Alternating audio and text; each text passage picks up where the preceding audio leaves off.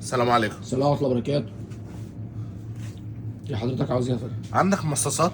مصاصات موجودة حضرتك. طب استاذنك بس عايز كده. اتفضل يا حضرتك قدامك ايه؟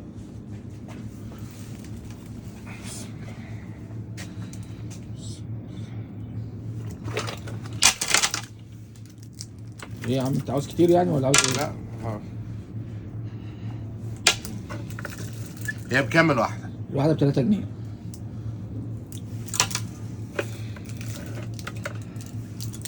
طب اجيب لك شنطة تحط فيها على طول؟ لا لا مش مستاهلة لا.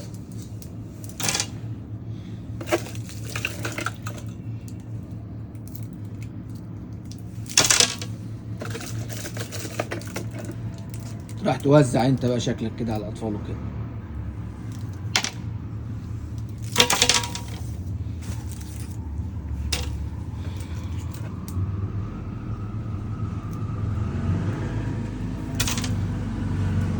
طب ما اجيب لك كيس تحط فيه على طول بقى.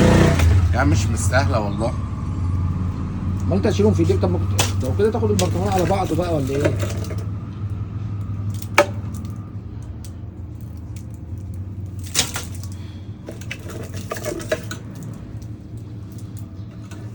ايوه.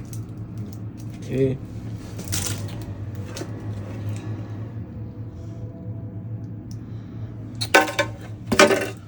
ايه يا عم ما عندكش اللي هي بالرمان دي؟ لا مش عارف اصناف كتيره. انت عاوز رمان؟ لا انا عايز رمان والله. لا رمان مفيش والله. خلاص بقى هجيلك قريب. طيب نعم. ايه اللي خلاص؟ الرمان هجيلك قريب. مفيش مصاصه بالرمان اصلا. في والله. لا ما شفتهاش انا قبل كده. انا كنت جايبها قبل كده من حتة في يا القاهرة. عم مش هجيب بالرمان. انت عاوز كام واحده من دول دلوقتي؟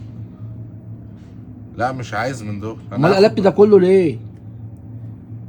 ماشي ما انا بدور على اللي انا عايزها. يا عم روح يلا اتكل على من هنا. يلا اتكل على يا جدع روح.